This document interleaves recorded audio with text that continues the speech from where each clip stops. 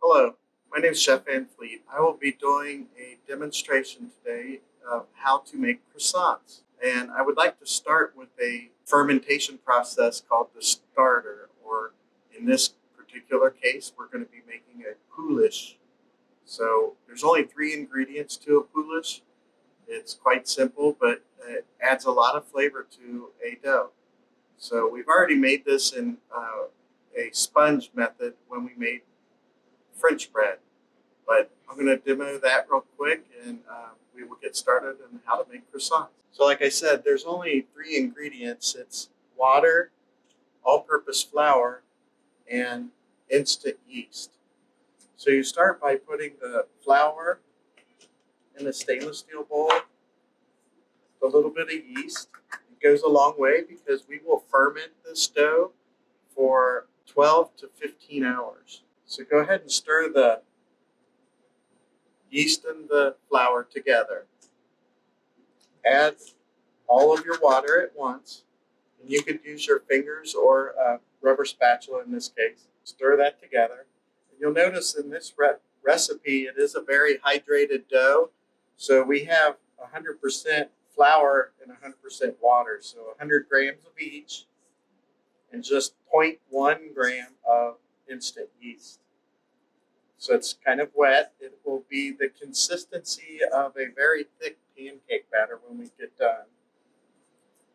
And we're almost there. It just takes a few seconds. You're not developing gluten or anything like that. Basically, the reason for making a starter and a croissant is the flavor. So it aids in the flavor and also the fermentation process, but the main reason is flavor. So once you get that mixed together, it just takes about a minute to rub those ingredients in and make a paste. And like I said, it's a consistency of a thick pancake batter when you get done. We will put it in a 2-pound deli tub and put a piece of saran wrap on there. And we will let this ferment at room temperature for at least 12 hours. So you would make this the day before you need your dough. Get it all in there. And make sure that you get every bit out of the starter, the pouliche, into your, we're going to scrape all the pouliche down so it gathers together. And that will like rise, basically double. And we will do that at room temperature. So we will ferment this for between 12 and 15 hours is what the recipe recommends. So we'll put this aside and leave it at room temperature, and we'll come back and finish the croissant dough today. All right, we are getting ready to proceed with the croissant recipe. What we've got here is a block of butter. So the idea is to have the butter flattened out, and it has to be in the perfect square shape that we are going to enclose the dough in. So in other words, we have to make this block of butter be 6 3/4 inch by 7 1/2 inch rectangles. So we want to get that flattened out, and we start with cold butter. So you take the butter directly from the refrigerator, put it on a piece of parchment paper, put a second piece of parchment paper on the top. We've got a ruler to access the exact measurements and a rolling pin that we're going to be smacking the dough with, or the butter with. So we're going to get this flattened out, and we don't want to use soft butter. We want the butter to stay cold. So we'll hit this a couple of times and adjust our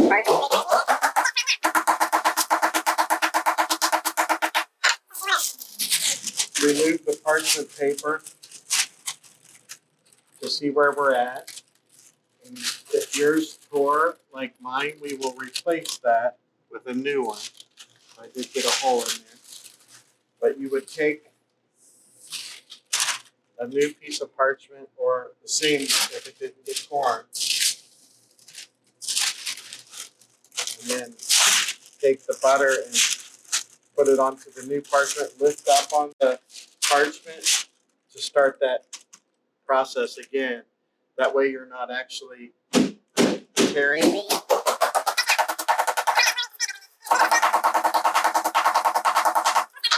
Measurement here. So it is the 7 inches long. So we only got another 1/2 inch on the length. And we'll check the width here. So it's only about 5 inches wide. So we want to go wide.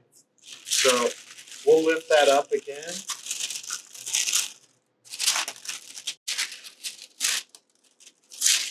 Move the parchment. Put the butter onto the parchment again. That way we're releasing that pressure on the butter a couple of times so that parchment or the butter has more room to expand. So we want to go a little bit wider here.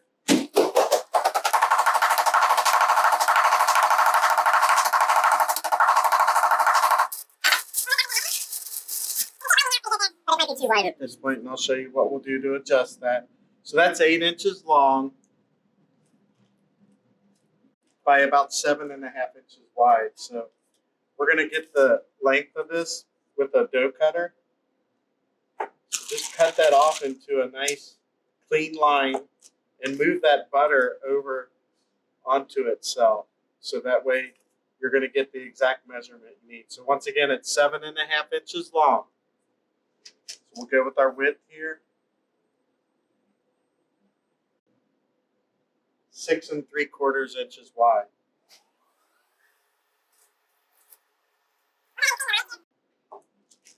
Move that over onto itself. So that way when we compress it again, we can go for those measurements. But the idea is to be getting clean, straight lines that are 6 3/4 inches wide by 7.5 inches long. So we're going to go ahead and put the parchment paper back on.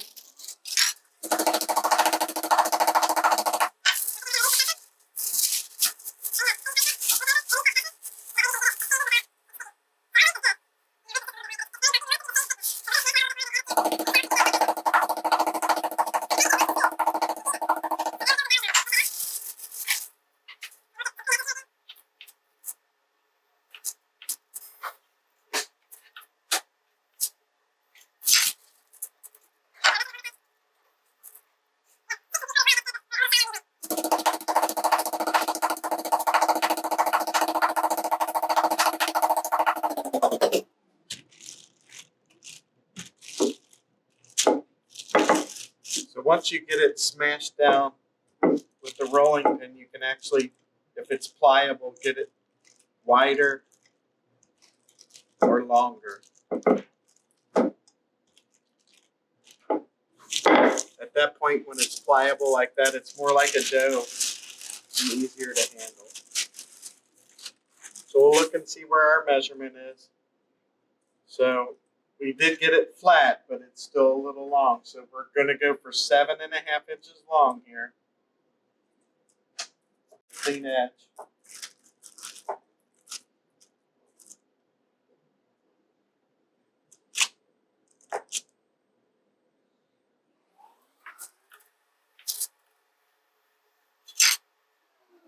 It's 7 inches wide by 7 inches wide. So it's an exact square. I'm going to go ahead and take that 1/4 inch off one side so at least we know we're good on this way, the width. So we need just a little more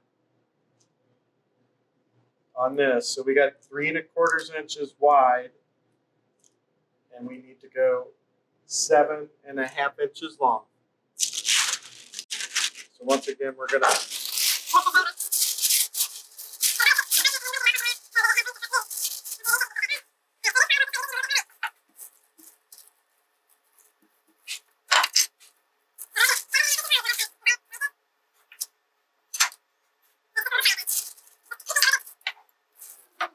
you want to keep it cold, so it's been a few minutes since we started, but the butter is actually still really cold. It's pliable. You can use it with the rolling pin, but the temperature of it, it's still cold, and that's what we want. So get it nice and smooth and level. Get it to 7.5 inches. You can actually push a little bit at this point because it is pliable to get that clean line without taking it off of the parchment. So we really pounded it to get it into its original thin block. Then we can further use the rolling pin to get it nice and smooth. But you want that final length to be exact so you can shape it with your cutter. So that's 7.5 inches long by 6 3/4 wide. So that is the second step of the croissant making process. So we will put this back in the refrigerator at this point, and then we will make our dough, and then we will enclose the dough. We will enclose the butter with the dough next. All right, we are continuing the process of making croissant dough. So we have our butter in the exact measurements of 6 3/4 by 7.5 inches in the refrigerator. The dough itself that we'll be making, we did the starter yesterday, at least 12 hours ago. And right now we're gonna go ahead and get a mixer set up with a dough hook attachment. First part of the recipe, it actually says spray a large bowl with some pan release spray. That's going to be after the dough is mixed, that we would just use this bowl. So we will set that aside and then continue on. The pouliche that we made, the starter, you're going to pour about half of the water into the bowl or the container that you use to make your starter in. And that helps release the pouliche from the container. So do that first.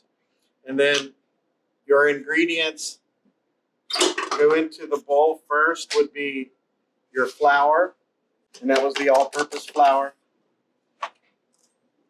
the yeast, the sugar, and the recipe calls for malt powder. We're going to substitute either light or dark brown sugar for that. I know that most people will not have malt powder at home. So put the brown sugar in there. Reserve the salt. The recipe actually tells us that we should reserve that. So hold on to your pouliche and the salt and a little bit of the remaining water. And we will go ahead and turn that mixer on. Just to distribute the ingredients here. We're gonna get lusty.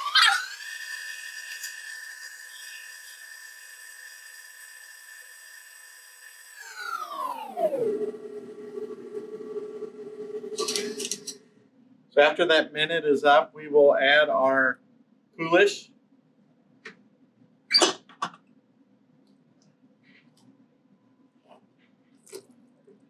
And it just kind of knocks right out of there when you add that water to it at first. But make sure that every drop of the liquid and the pouliche is added at this point. Once again, that is added for flavor. It also aids in fermentation process. So you don't want to leave any of the mixture in your bowl or your container. Scrape it well. So we're going to mix this on low speed for about a minute to 2 minutes and moisten the ingredients.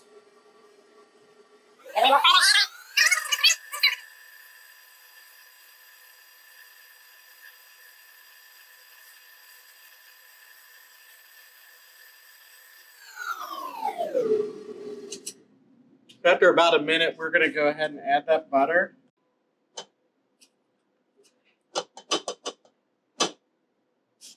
And it's safe to go ahead and add that salt as well. So sprinkle that in so it helps distribute that.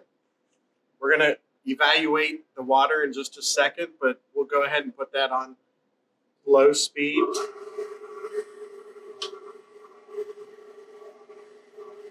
Let that incorporate a little bit. We're going to look at it. Obviously, when I'm looking at the bowl, you're not seeing what I'm seeing, but it's very, very dry and it's not being incorporated. So we know that it's going to take the water. So just slowly incorporate that. So I'm drizzling the water in a nice, slow, steady fashion.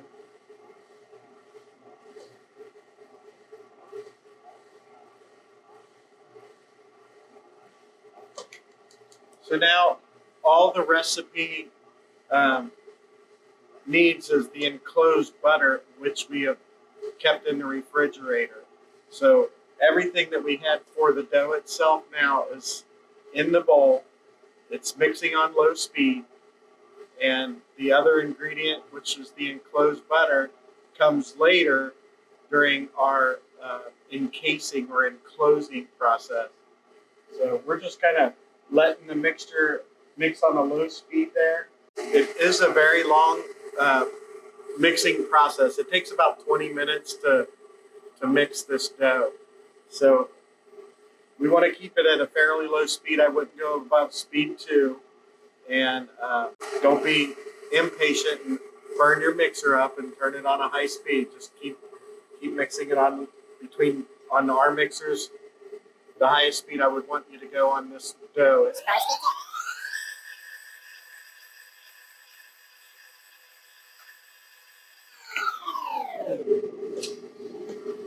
So I've got the speed set at 2 now, and we're going to set a timer now for about 15 minutes just to check it. But what you would do from there is scrape your dough into a bowl, and we'll cover it with saran wrap and let it ferment for about an hour before we do anything with it. So we'll do a time lapse, and I'll come back to you in just a second when we've got about 15 minutes into the mix. All right, we are mixing our croissant dough at this time, and it's been mixing for about 18, 19 minutes, and we're getting ready to check that. We checked at the 15-minute mark, and it just wasn't all the way mixed yet, and I'll show you how we test that. So once again, it mixed the whole time on a very low speed. Don't bring your mixer up above speed 2. So I'm going to take that out. I'll just show you.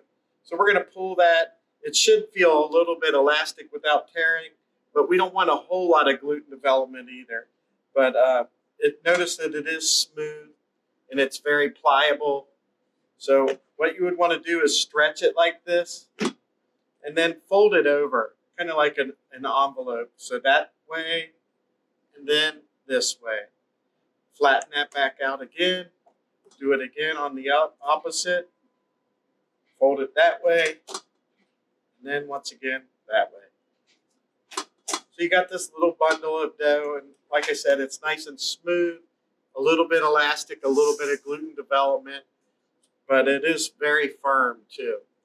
So take a stainless steel bowl, spray it with Vaseline or pan release spray, put that in there, flip it over, and then flip it over again. That way a little bit of the pan release is sticking all over the place on the dough.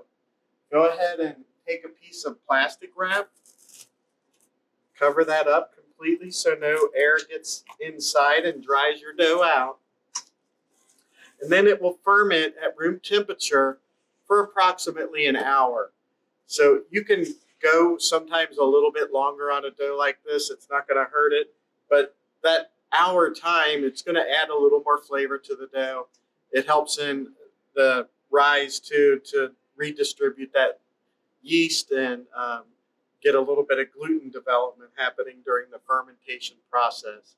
All right, we are back making croissant dough. The next step of the process is getting the dough cold. We've mixed our dough and it's been fermenting in this bowl for an hour. So we're going to take the dough from here and transfer it into a quarter sheet pan lined with a parchment paper. We'll take our dough out and put it directly onto a clean work surface, turn it upside down, and you're going to get the dough into a rectangle that would fit into this quarter sheet pan. So we're just going to pat it out into a 10 by 7.5 inch rectangle to fit down into the pan.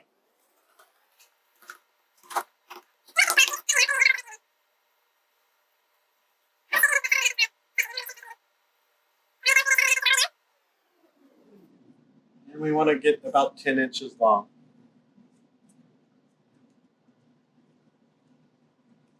The main thing is just trying to keep that dough level. Don't have any dips in it, any big valleys in it. That you want that dough to be nice and same thickness all the way through. So we're going to pick this up and transfer it to our quarter sheet tray. It shrank a little, we'll bring that back out to. So we're looking for 7.5 by 10.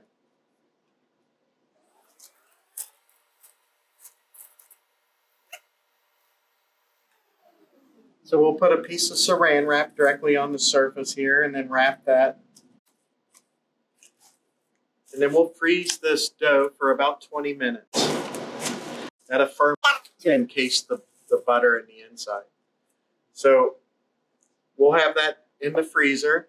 All right, since I have a little bit of time before my dough is frozen, I just want to go over a couple of things that you can do with the dough. Obviously, it's croissant dough, and a traditional croissant is one thing that we can make. And we'll be going through that in a step-by-step manner. There is also another product that we can make out of the croissant dough. It's a raisin roll. So the author of Bouchon is telling us that we can make this raisin roll.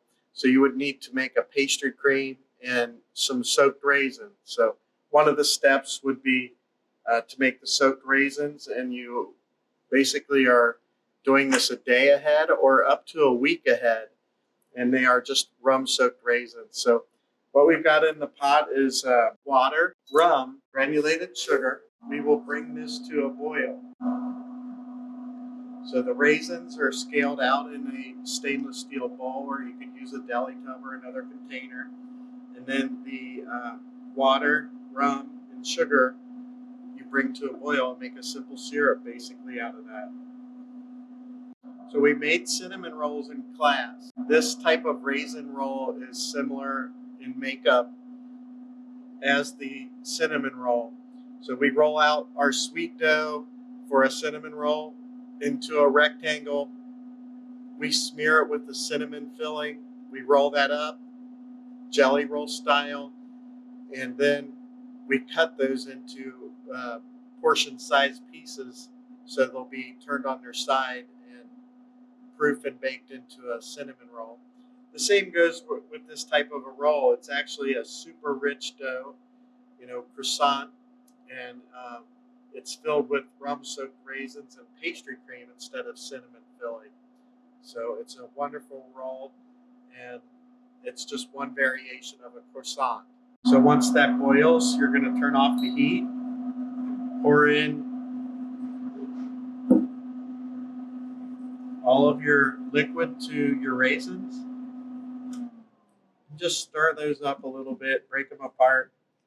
And like I said, these can macerate or sit in the liquid for about a week. So you could use this in other recipes if you want, or definitely make a raisin roll out of them. So that's just one step. We would cover this with saran wrap and just let those macerate overnight. All right, we are back making croissant dough, and our dough is firm to the touch, but it's not hard like an ice cube. Do not leave your dough in the freezer so long that it might shatter or crack when you're rolling it out. You're just firming that dough up. Likewise with our butter, we did refrigerate that butter, and when it went into the refrigerator, we had it wrapped in parchment paper, and I just brought this out of the refrigerator, and it's a nice square block, and we cleaned up the edges before we refrigerated it, so it's ready to roll now. So we've got our block of dough here. Try not to use any flour at all. I've cleaned and sanitized a work surface, so we have a clean, dry work surface with no flour on it, ideally. So we're going to turn that out, and I got a rolling pin here ready. So our ideal measurement for this enclosure of the butter process will be 16 inches long by 7.5 inches wide. So as you recall, when we put it into the refrigerator, we were shooting for a 7.5 inch wide anyway, so that's already there. So we're gonna firmly press this down to roll out this croissant dough into a 16-inch long, nice, even piece. So notice that I'm working from the center and going this way. If you feel better about it, you could turn it lengthways and kind of use leverage with your forearms.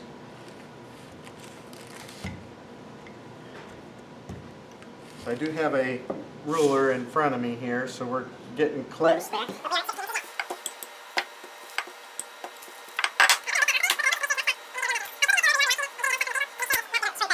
On you. So you also want to make sure that your edges are very square in this whole process, because that's where butter could leak out as we bake it and as we fold it up and everything. So the butter has to be encased with dough, so it's going to be fat dough in multiple layers. So these edges literally have to be very, very square to not allow any of the butter to not have the same ratio of dough to it. So let's get a real measurement again here. So we're shooting for 16 inches by that 7.5 inches wide. So we are a little wide when we, or a little long there. So we're going to get that squared back up to the 7.5 inches.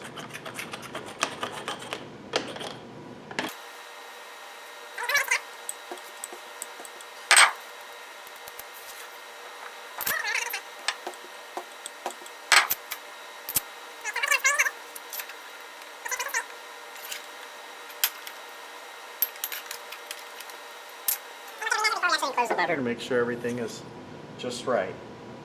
So we're at 16 inches long by 7.5 inches wide.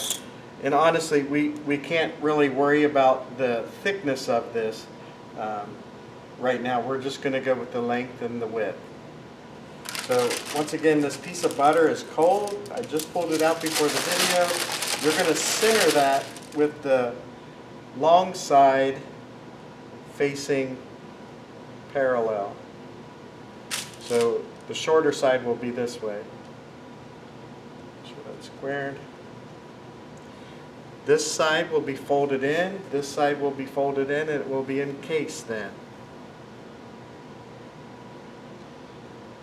So there's one. And once again, make sure everything is square. Sometimes when you pick up and turn, you might have distorted the squareness of the dough. So make sure as you're going along that every step will be square away.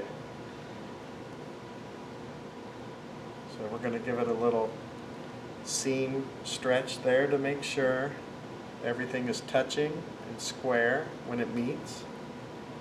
Same with this other side. Now I'm going to have to make sure that as I turned it, it doesn't get distorted and lose that square shape. So I'm just coming in to make sure everything is square before we move on. And you can see that the seam is kind of rough. It's not by any means done, but all this will be hidden as we multiple fold this. So everything's still cold and firm and square before we move on. So you can kind of see the seam, but it definitely is kind of pinched together like a bond almost. So that step is called the enclosure, or encasing the butter. Encasing the butter. So the next step is called the first turn. So we're going to take the rolling pin and press down through the seam to make sure that everything is sealed real well before we actually turn anything around. We're just going to pick that up so it's not stuck, and we will run the rolling pin along that seam, kind of flattening it out. And if you see it separating, like right here, make sure that you pinch that together now versus letting it go along and getting wider. And this would be a good time to check for square all the way around. I'm going to grab a scraper just to make sure everything is square during this whole process. So once again, just by using a scraper, a ruler, a straight edge, everything we know on each side will be square here. All right, so now the measurement that we're going to need, we want to have this short end facing us as we're looking at the piece of dough. This is the short end. So we're going to roll that out to 22 inches by 9. So right now, it is only the 8.5 by 8.5. So it's actually a square. So we're going to go 22 inches this way, and then the 9 will be the other way. So we'll go ahead and get the length first. So we'll start in the center, push down, bring it back to center, pull back. Start in the center, push down.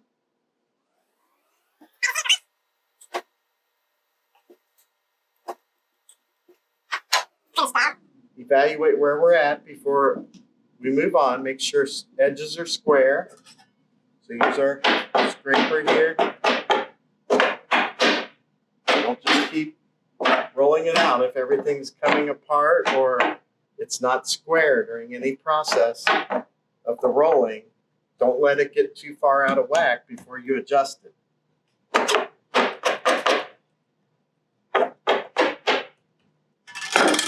Get a measurement. We're going for 22 inches long. It is 19, so we got a little bit to go.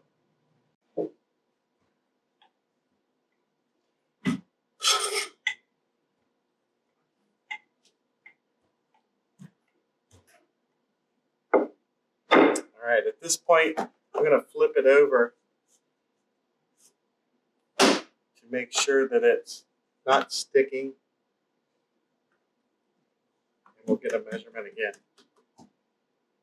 When you relax a dough, it generally shrinks back a little bit. So that's literally what it's called, relaxing the dough. So we're at 20 inches long by, we got a little bit too wide. We didn't even roll it to the width, but it is 9.25 inch wide. So make an adjustment now. Push in just a little. On that side.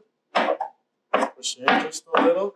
Try not to cut the dough or break the dough, slice the dough. You're just pushing it gently. So let's see if that brought it back down to 8.5. So we're good with the width. We just need a little bit longer, about 2 inches longer. So start in the center and push up. Notice I don't have any flour on the bench. We want to avoid that. That's going to toughen your dough up. And it actually leaves marks in your dough too that are undesirable. The key is trying to work with the dough while it's cold.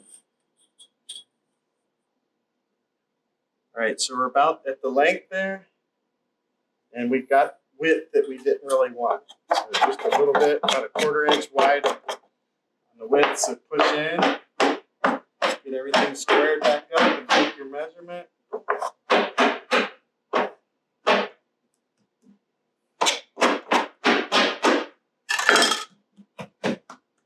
All right, I'm going to lift this off of here again, do another flip just to make sure I'm not stuck. And that also relaxes the gluten so that we know we have a true measurement. Notice how square I'm trying to keep it throughout this whole process. So we do got the 9 inches wide, but we're still an inch short.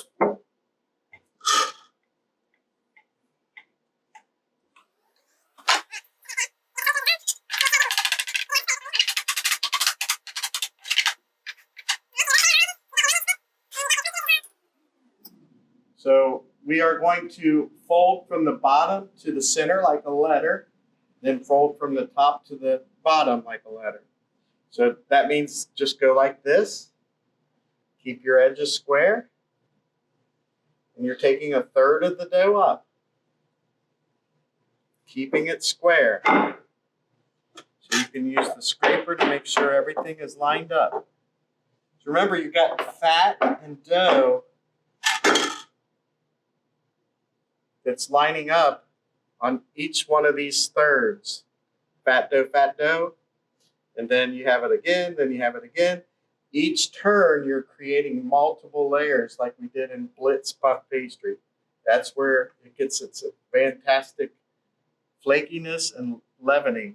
It's be creating steam in between the layers of the dough.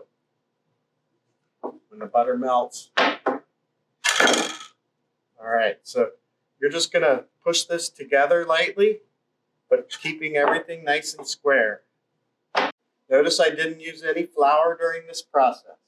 So the next step, turn the dough back, the dough block 90 degrees so the dough resembles a book with the opening on the right, and then place back on your quarter sheet tray. All right, so this will be to your right. And basically, each time you do it, you're going to make a little notch. So that's number one. And then we have a couple of more turns to go. So as I pull those out, it's pretty much going to be the same process, but I'll show you step by step. All right, we are back making croissants. We are in the second turn of the folding process. Notice that I did put a piece of saran wrap in the on top of the dough. So you want to do that just so it doesn't dry out on you. Just a word of advice maybe from home. You know, it's only taken maybe 15 to 20 minutes here in our freezer. It could take a little less time or a little more time depending on your freezer at home. But what we're looking for is that butter and dough to be nice and firm, but not frozen to where when you roll it out, it will crack on you or become brittle. So there is a step that you could do it too long at this point, and then you wouldn't be able to roll it out. So don't cross that threshold. So we've got the folded side that we'll be putting to the right side. So when we turn it out, we're going to put that to our right just so we know which way it goes when we fold it the next time. So we're going to go with that same exact measurement again. So have your ruler handy, and it is 7 inches wide right now and a little less than 10. So we want to go 22 inches long by 9 inches wide. So we start in the center, work our way up, and work our way back. If your dough starts to crack at this point, that means you've got it too cold. So you need to stop. Maybe your hands could be pressed on it and it could warm that butter up slightly to make it more pliable. So just do this with your hand if your dough is cracking or becoming brittle.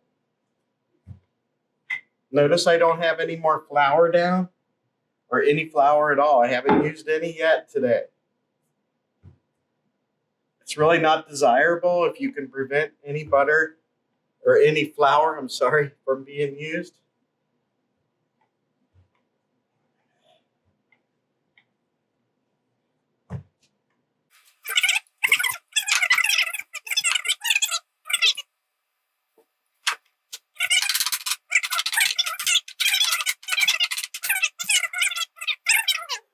For a minute, we're at 19 inches long. I'm going to lift up just to make sure it's not sticking. So we're good there. A little bit of butter did come out there. Make sure and wipe that off of the table.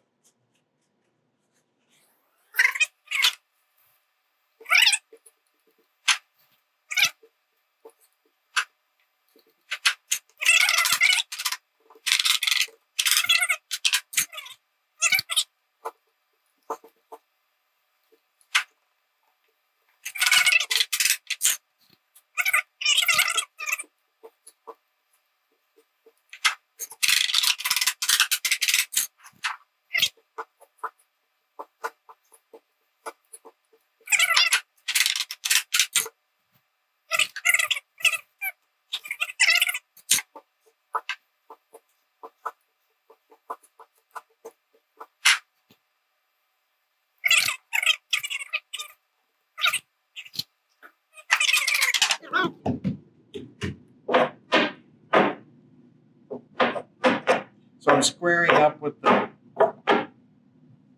dough knife and patting it out to make sure that it's nice and square in your corners especially. That's where you kind of lose that. So we're doing the same thing again in the fold. So it would be from the bottom to the top. So we go up to that third mark, and if you wanted to be exact, you can take a measurement there. Just make sure that everything is square before you tuck in your other piece. Square here, square here. This is flat here, flat here. And then pull that down. And make sure that's flat also. So that's number 2. So once again, we will bring out our quarter sheet tray. The opening will be on the right side of it again. You'll make 2 marks to indicate that you've rolled it out twice. You'll put the saran wrap on and freeze it for another 15 to 20 minutes in a freezer here at Cincinnati State. Like I say, at home it might take a little less or a little more time depending on your freezer. But the key thing is don't let that dough get too cold. But obviously you want it cold or else it will get stuck to your table when that butter warms up. So the idea of the cold temperature is so the butter stays firm when you're rolling this dough in to create those multiple layers of flakiness in this croissant. So I'll stick it in the freezer and be back in 15. All right, we are back with our third roll of croissant dough. So we've already turned it 2 times. Now we're on our final fold in or turn.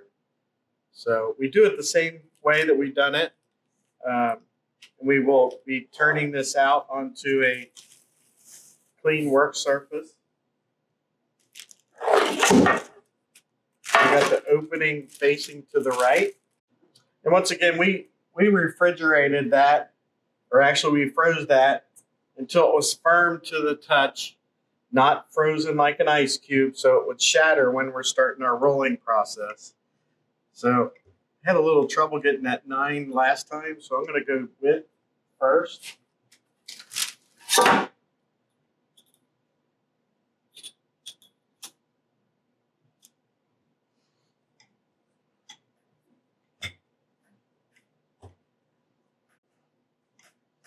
So it gets pretty stiff, and you really got to work it. So put some weight into it. That's the other thing is when it's firm, you know, it's harder to roll, but that butter stays intact, and it doesn't get sticky on you where it's going to adhere to the table. If it does start cracking on you where that butter got too hard and it's not pliable any longer, you know, just stop for a second, press down on the dough, warm that butter up slightly. You don't want it too warm, obviously, or else it'll be sticky then. But you don't want to keep rolling it if it's shattering on you or splitting the dough or cracking. So we did get that 9-inch width first. And we're just shooting for the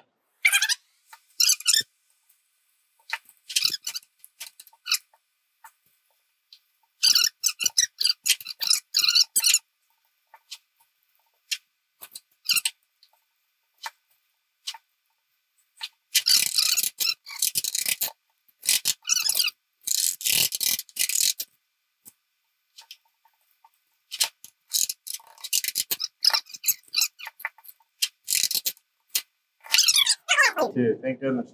All right, so here we are. We're still doing this the same. We do a third up. Keep your edges square, and then the top goes down.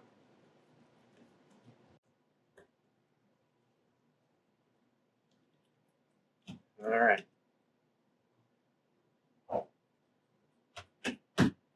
So that's the final turn, but we'll need to take that piece of dough, let it relax in the refrigerator for another 10 minutes or so. Then we're going to roll it into a 24 by 9-inch piece next. So we'll be back in about 10 minutes. All right, we are back for croissants. So we refrigerated after roll in or turn number 3. We stuck it in actually the freezer for 10 minutes just to kind of let that gluten relax. And honestly, you could take that dough at that point and overwrap it with saran wrap, like what we call mummy wrap, several times around the dough so it's protected from freezer. And you could freeze that dough at that point, number 3, in the turn. But for this class, what we recommend is taking that dough out of the freezer, rolling it into a 24-inch length. So I've been huffing and puffing trying to get it in that length, and it's almost there. So I'm going to stop and go ahead and finish here with getting it into that length and show you what we're going to do. It is very, very stiff and it's elastic at this point. The gluten has developed. So you want to get it 24 inches long by 9 inches wide.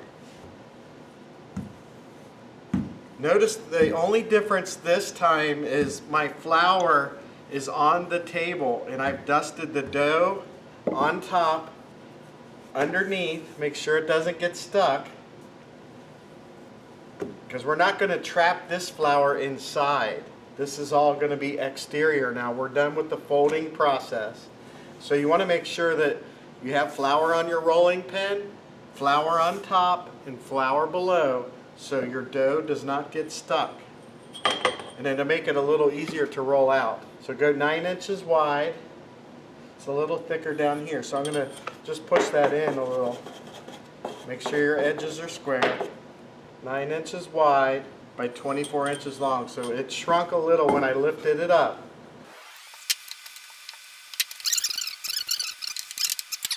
Once we get it 24 inches by 9 inches, we are going to take half of that, a 12-inch wide piece, and cut across. And you could use the dough knife like I've got here, pizza wheel, pastry wheel, chef knife, whatever. So we've got a half sheet parchment paper with a pan. So you're taking one piece, putting it on there. So now we will mummy wrap this or saran wrap it. And what we were going to do in class is take that and freeze it till next week, separate the pieces, and make 2 different kinds of croissants out of that. So I will refrigerate this because I will be using it tomorrow morning for all camera purposes and of the video. So what I would do now is just overwrap this and stick it into the refrigerator since I'm going to use it tomorrow. But if you're going to keep it for a longer period of time and you want to divide the dough into 2 pieces and make 2 different kinds of croissants, you could do it this exact same way. Stick it in the freezer, pull out one sheet or both sheets when you need to make croissants. The dough itself should keep overwrapped tightly in the freezer for about 30 days.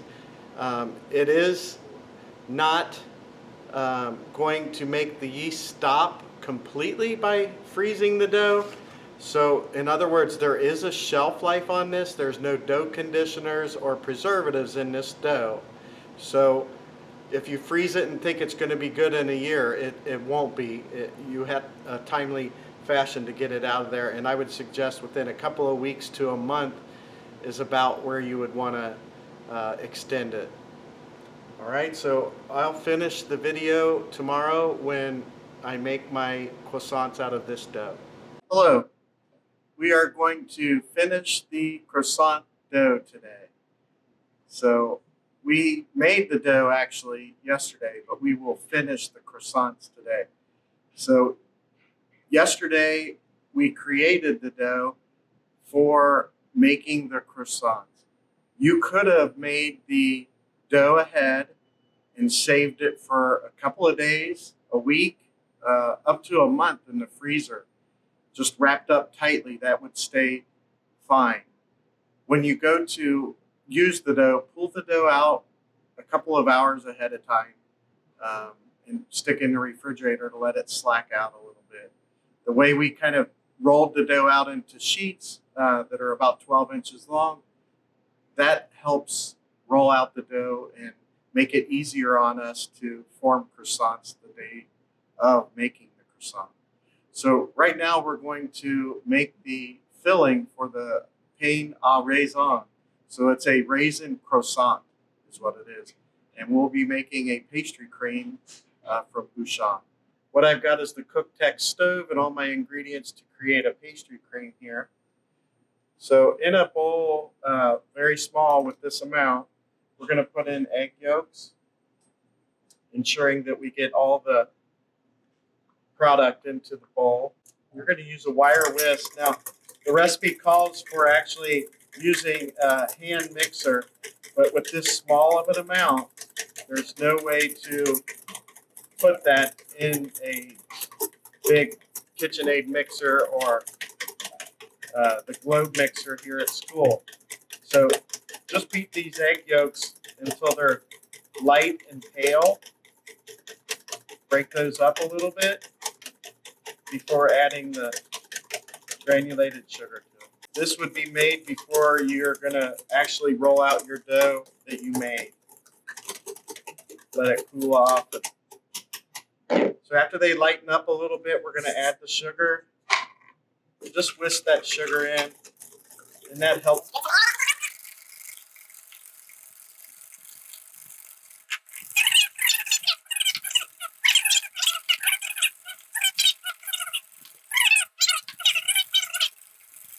A couple minutes, you're getting air in it, and it lightens up just nice. So we're gonna go ahead and add the vanilla bean to the egg yolk mixture and break that up. Get those dispersed in there. It's a very small amount. Like I said, this is about 1/8 of a vanilla bean. Once that's in, we can incorporate the flour. Once that flour is all incorporated, add the milk a little bit at a time. In this recipe, the author doesn't tell us to cook the milk or heat the milk or scald the milk first. When we make pastry cream in class, there's other ways to make it, but this author has flour in it instead of starch and doesn't require the milk to be heated. So this is room temperature milk. We just added a little bit to the flour mixture, a little bit more. And just make sure that it's smooth before you add the next addition.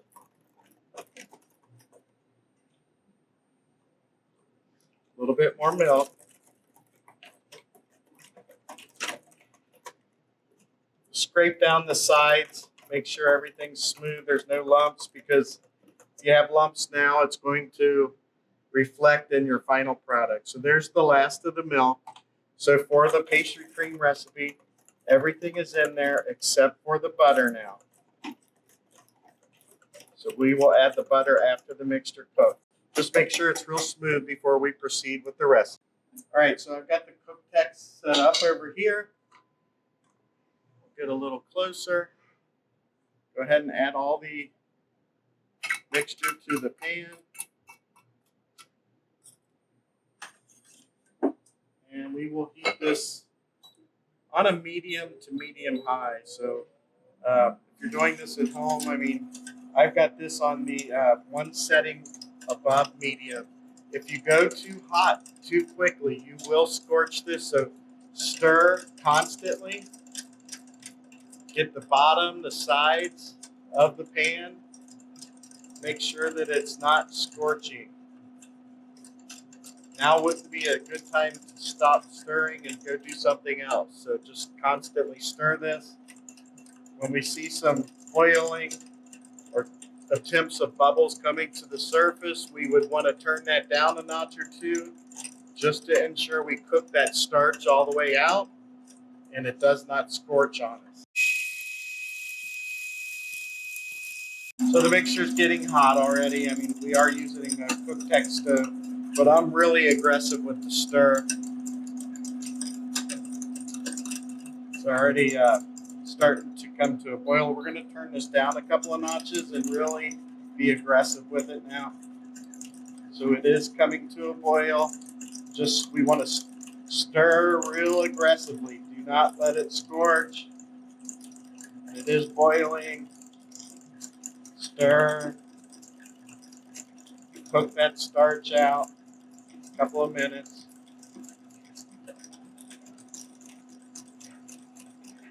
Turn that temperature down a couple of more notches there. Get the corners, get the sides. All right, there we go. A couple of seconds. All right, so we don't want to burn this, so we are taking it off after that couple of minutes. And it's real tight, very thick.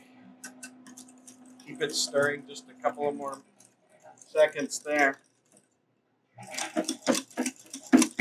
Make sure it's not going to scorch while it's on that hot stove. And we will bring a strainer over. Everything's been turned off on the stove. So I got a stainless steel bowl underneath our strainer here. We're going to scrape that in there and strain it in case there's any lumps in there. This is a very rich pastry cream. It's all egg yolk. The vanilla bean is a nice touch. And just strain that mixture. All right, so we got that all on that side. Now we'll go underneath, make sure and get that all off. All right, so once we get that all off, we will go ahead and add this butter. Have to incorporate that butter while it's still a little bit warm. Stir that in.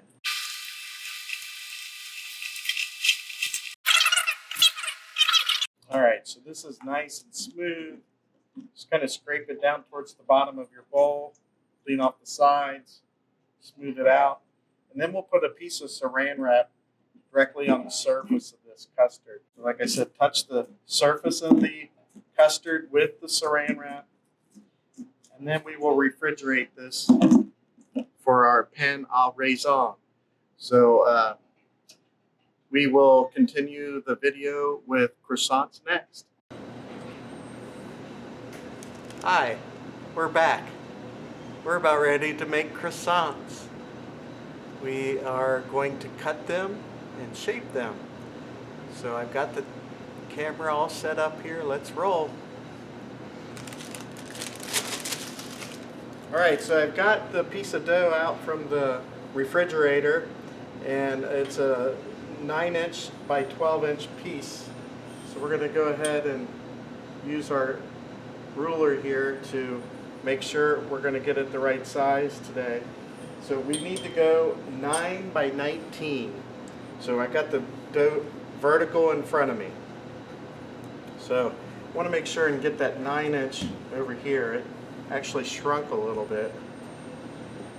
Get the 9-inch first, and then go with the length of it. So you want to keep it nice and square during this process if possible. And I've got a dough scraper that I can square things up to try to keep that all in line.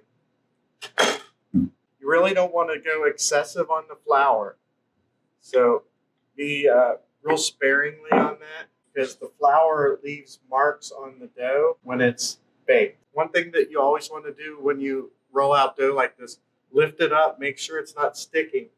That also relaxes the dough. So just like a rubber band, it has that elasticity. Dough, once it develops glutens, it has that elasticity.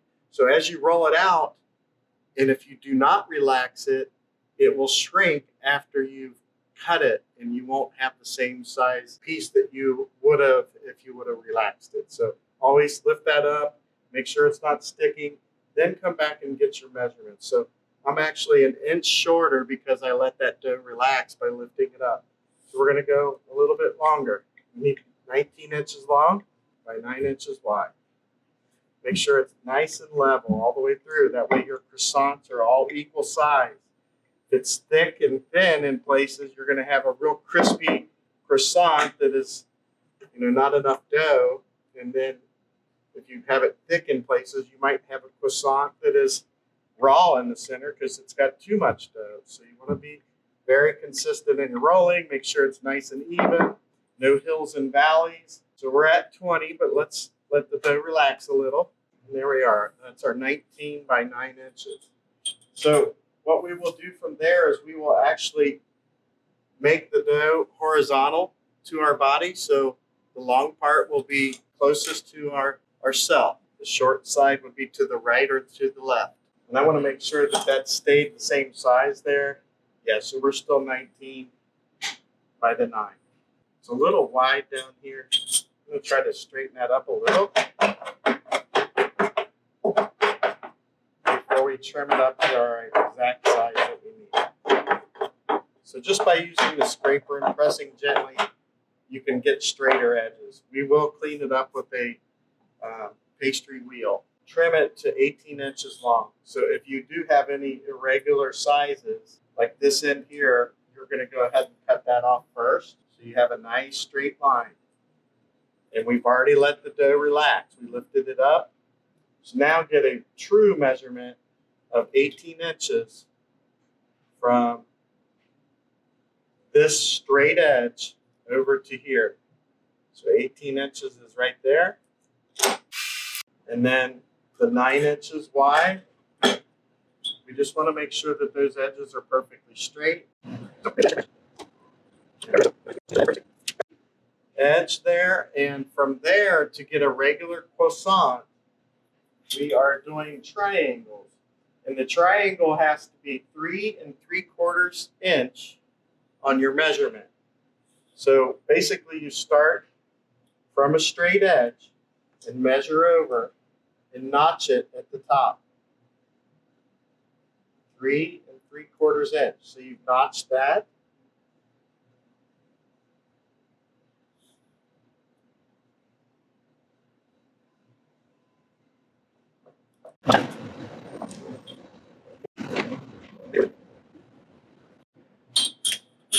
All right, so we're going to go from point A and make a triangle, and then straight down to make a triangle. Then point A, this top, just go down the corner, and then go straight down. So from top to corner, that way all these are consistent. And certainly I wouldn't throw these away. You can make mini croissants out of what's left. So we'll go ahead and cut that into a mini croissant size there.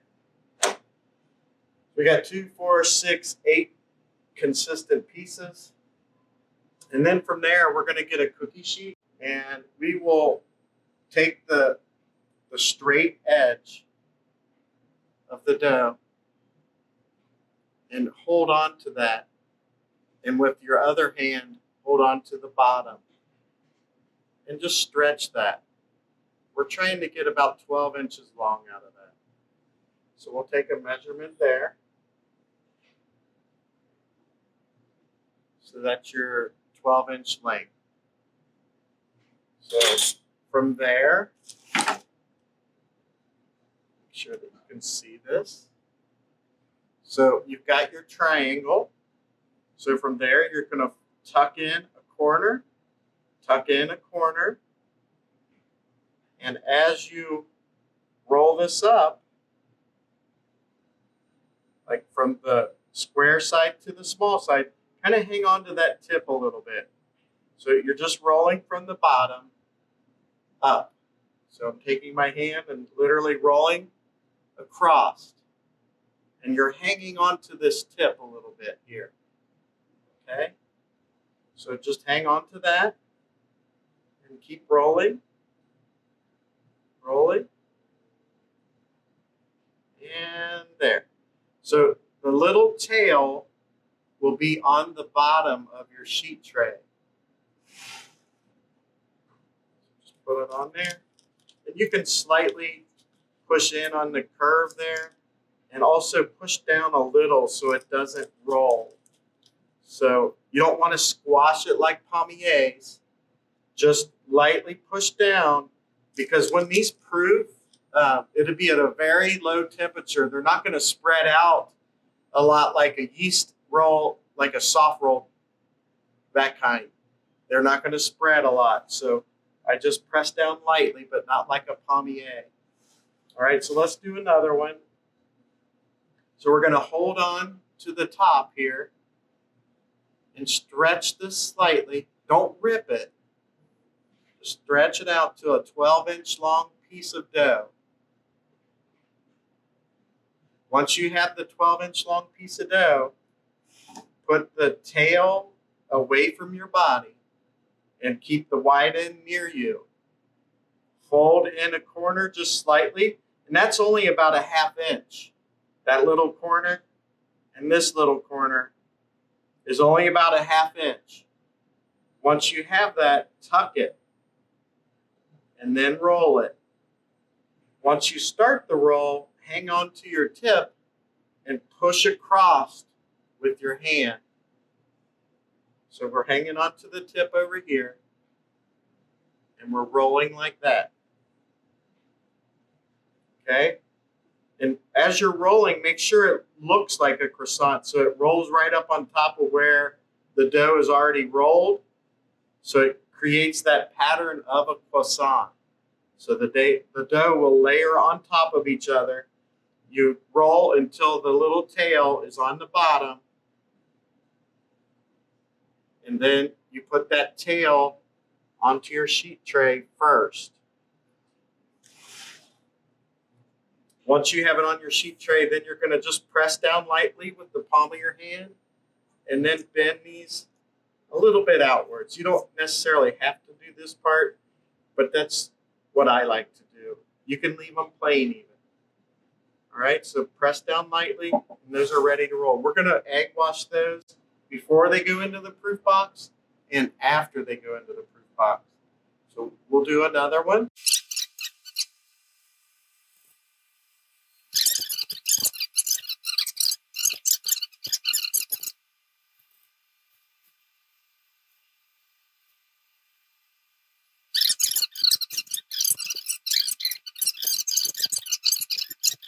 Out of your dough, and your croissant will not be full of butter any longer. So what you would do from here is make an egg wash, like a 50-50 egg wash.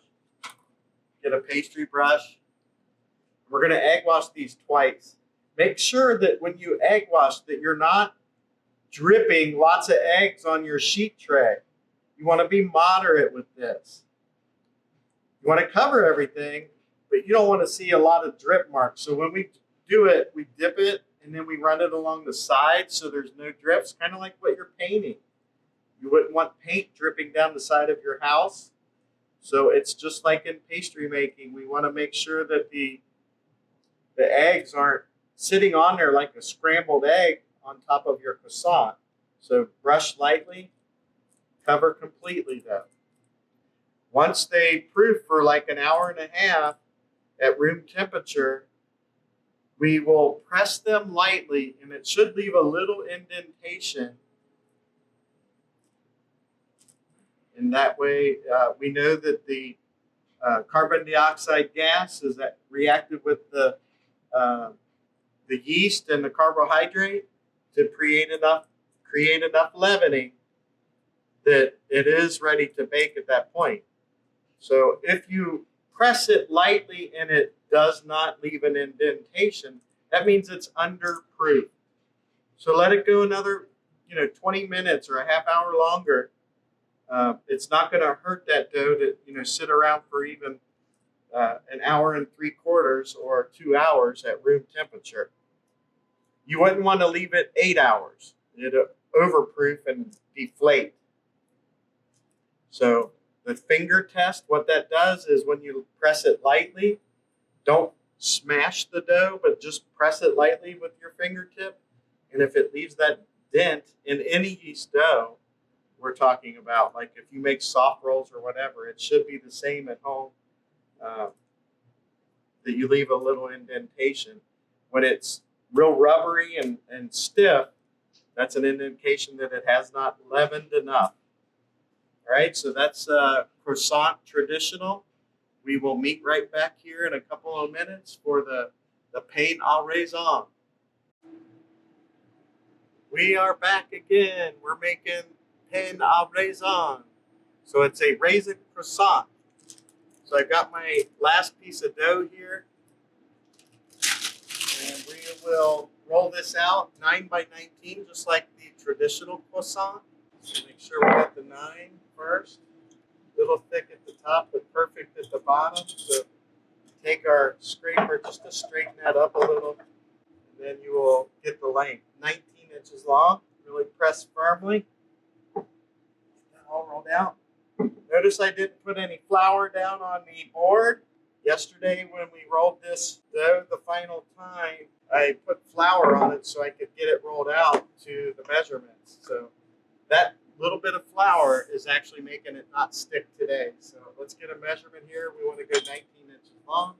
That's 19, but we will square that up a little bit. Once again, we're going to relax the dough. So we lift up, that relaxes it. Lift up the other end, that relaxes it. Then we'll get our measurement. That's 19. It's a little wide, so we're going to push in a little bit with our scraper to make sure that we're not too wide on there.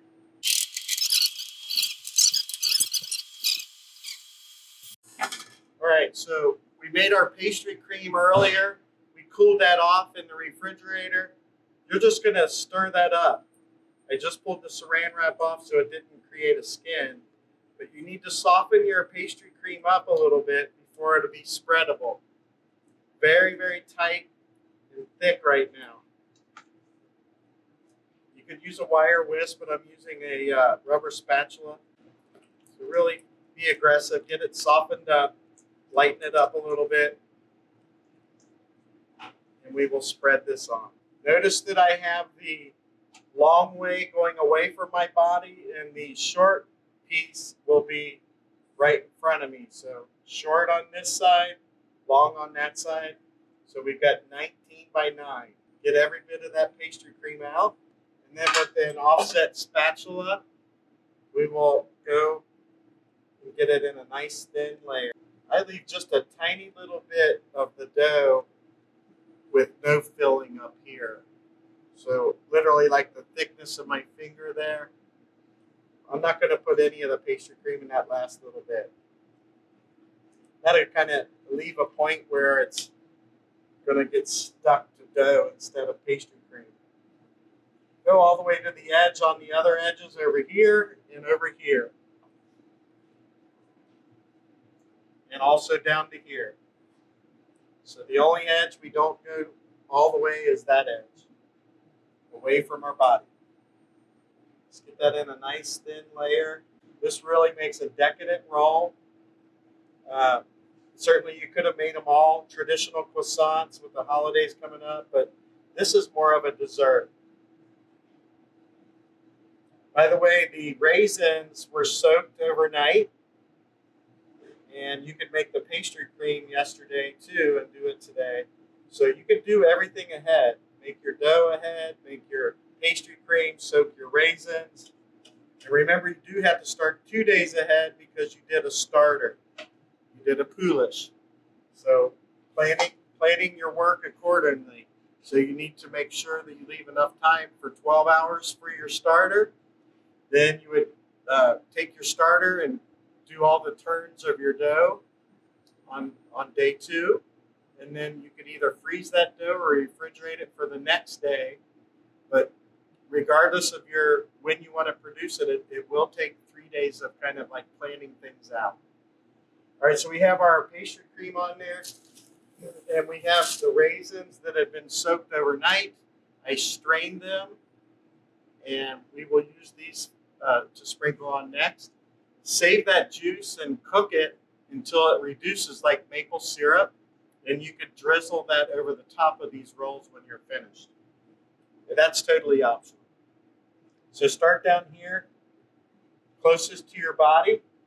Start sprinkling your raisins on down here. And then move upwards.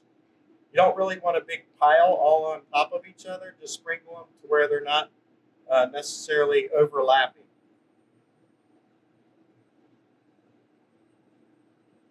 And we can go down to that line where there's pastry cream, but don't put any raisins right in that last little bit. These type of rolls are made in Europe, so if you ever get a chance to go over there, definitely try out the croissants from France. All over Europe, you're going to see European pastries like this. So what I'm doing here is I'm making sure that they're not necessarily in a pile and overlapping too much. And then once you're satisfied with that, you will start towards your body and just tuck it in like a jelly roll. Go from side to side here. So you started that roll up this way. You don't want to roll it and taper it. Make sure it's nice and even. So you don't want to have it unfolding on you and creating a pencil on one side and a baseball bat on the other. So just keep it nice and even. It's tight, but it's not, you're not jerking it and tearing it either. So you're just consistently rolling without putting too much pressure on. Notice I didn't have to use any flour on this dough. Like I said earlier, it had enough flour from when we rolled it out yesterday. So we're getting close to the end. I'm just going to pull it so it's easier for me to see where I'm going with it. So you just keep going until that seam will be on your bottom. And the dough is kind of sticky, so we're not worried about pinching it and tearing that croissant up at all. So you tuck in these sides, making sure nothing's hanging out the edge. The seam is on the bottom now, nice and square on the edges. Everything is not tapered like a baseball bat on one end and a pencil on the other. It's the same size. That way you're going to have very consistent rolls. You know, they all get done at the same time, and no one's complaining that they have a small one or a large one. It's all the same size. So the author of the textbook, Bouchon, says that we would cut this into 10 equal-sized portions.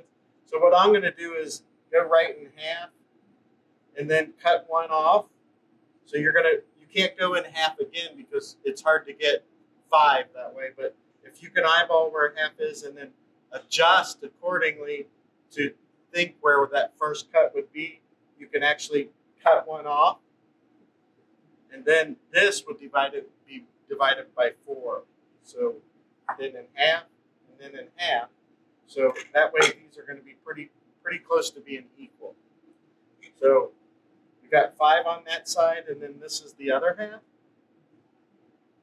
So we go over here and we say that's about the same thickness as this one.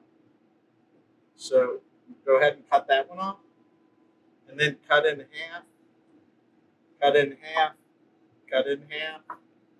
So you have all the same size rolls there. So you turn them up on their edge, lay them on a sheet tray, and you want to press down a little bit with the palm of your hand. Not real tight like palmiers though. Just a little bit. So you're smashing it slightly. So it opens up a little, but you can see all the raisins. Nice spiral design.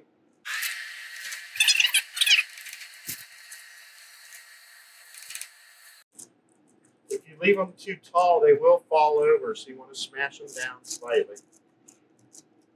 If your little tail is untucked real far, go ahead and pinch that together. That way it's not going to get too crispy on the edges, and everything will be nice and done at the same time. Once you have them all smashed down like that, just come back with your egg wash real lightly, and we'll egg wash twice. So once now, and once when they come out of the proofer, or in your case at home, I would. You can do it a couple of different ways. One would be if you would have a terry cloth towel to put over the top, you could do that. But with egg wash, it's kind of iffy that way. If you have a type of cardboard box that would fit over, these are going to take an hour and a half, so you don't want to start peeking in there or anything like that and letting a draft come and dry it out. So you could cover it with something like maybe what they have Christmas wrapping paper in, and you store it underneath your bed. It's a long, skinny plastic kind of a box that you could put over the top of this. So be creative that way. Just be careful if you stick something directly onto the surface, sometimes it's hard to get off. If you don't egg wash it, it will kind of dry out on you, and it doesn't rise as well. So, saran wrap, if you stick it on there, it's going to get stuck, so you got to be careful there. So ideally, it would be something that you could put over the top that's going to protect it from the air and let it rise for an hour and a half without getting a draft on it. All right, so that is the pain au raisin, so raisin croissant. And once again, save that juice that comes off of your raisins with the rum in it and reduce that down. Just cook it over a low heat until it reduces by half and it turns into a very beautiful syrup that you could drizzle over the top of these rolls. Or they don't really need nothing at all, so that's totally optional. All right, so we'll come back in about an hour and a half or so, and we'll look at them together when they've had a chance to rise. We're back. We're making croissants still. Okay, these have been in the proof box for an hour and a half. An hour and a half at a very, very low temp. It's not like you're creating soft rolls here. They got to go real slow and at a low temperature because the butter will leak out of the dough if you have it too warm. So basically you're wanting to press in there and it leaves that slight indentation. You don't want it to fall or collapse on you, but you definitely need to have a little bit of carbon dioxide gas build up from the fermentation process. So we're going to egg wash everything very, very lightly. Remember to dip into the egg, brush the side.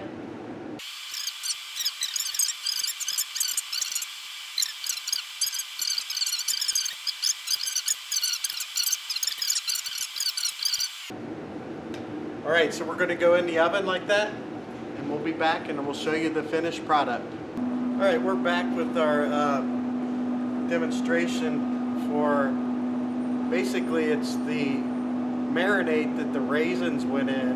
I'm cooking that down. It's been cooking for about 5 minutes now.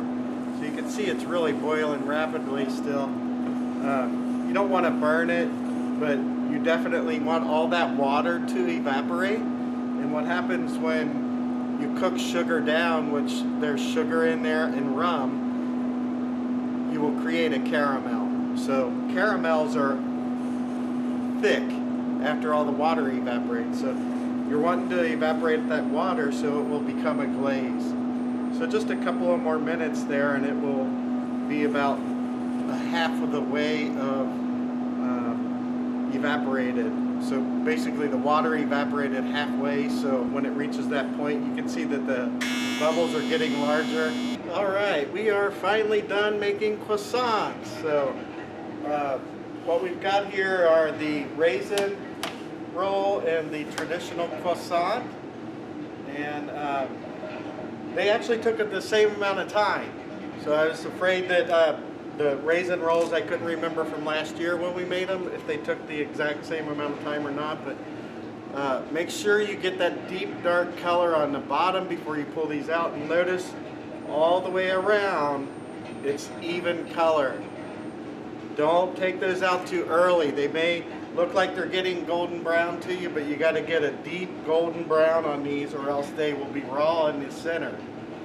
They are tempting to eat when they're fresh out of the oven, but quite honestly you need to let them cool off a little bit and make sure that the other croissants are nice deep golden brown on the bottom. And like I said before, that glaze or the marinade for the raisins makes a nice glaze for these raisin rolls. And what you want to do with that is just cook it down until it starts to get the consistency of maple syrup. So this is what it looks like, very thick. But if you would refrigerate that, this is a little tip. Just put a couple of drops on a sheet tray refrigerate it for a minute, and then when you move that tray, the dot doesn't move so much.